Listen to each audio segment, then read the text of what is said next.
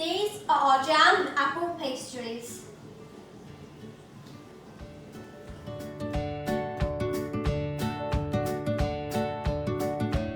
For our sweet pastries, you'll need, now we are making apple and jam pastries. So for our apple pastries, we will need stewed apple. Now if you don't make your own stewed apple, you can just use some apple sauce. You'll need, and for jam pastries, you'll need your favourite jam. You'll also need some icing sugar, some flour to roll out your pastry, and some puff pastry. Now for our equipment, you will need a baking tray lined with baking paper, a rolling pin and a knife. Because we are making 2 pastries, we are going to start off by cutting our pastry in half. So we are going to set one half aside and put the other half on a lightly floured surface. We are making 6 pastries, so we are going to cut our pastry up into 6 pieces. Now we are going to roll out each piece into a larger square. Keep going until you have made all of your squares larger.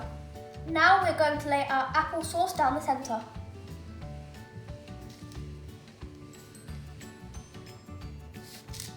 Once the filling is done, we are then going to cut horizontal lines on each side. Then we start folding them over.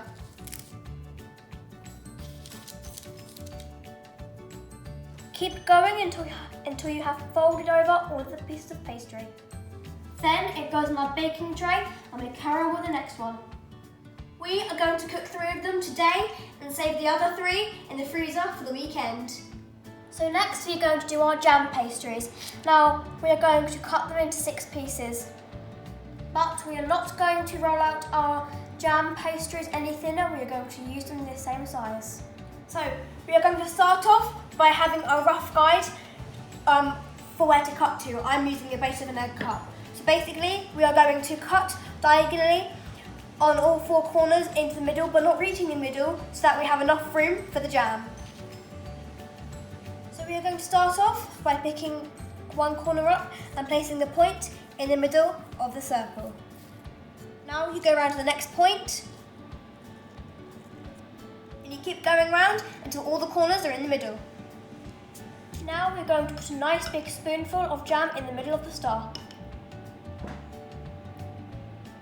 Now we transfer that to a baking tray. Again, we are only going to cook 3 and save 3 for the weekend. Now our pastries go in the fridge to rest for 10 minutes. Now the pastries go in the oven at 200 degrees for 12 minutes. After 12 minutes, we take them out of the oven and transfer them onto a wire rack to cool completely.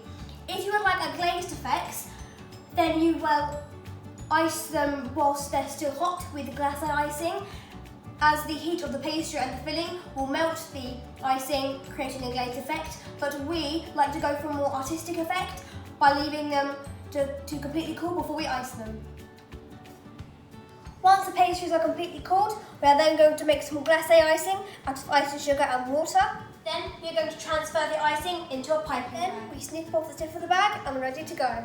We like to go diagonally across the pastry.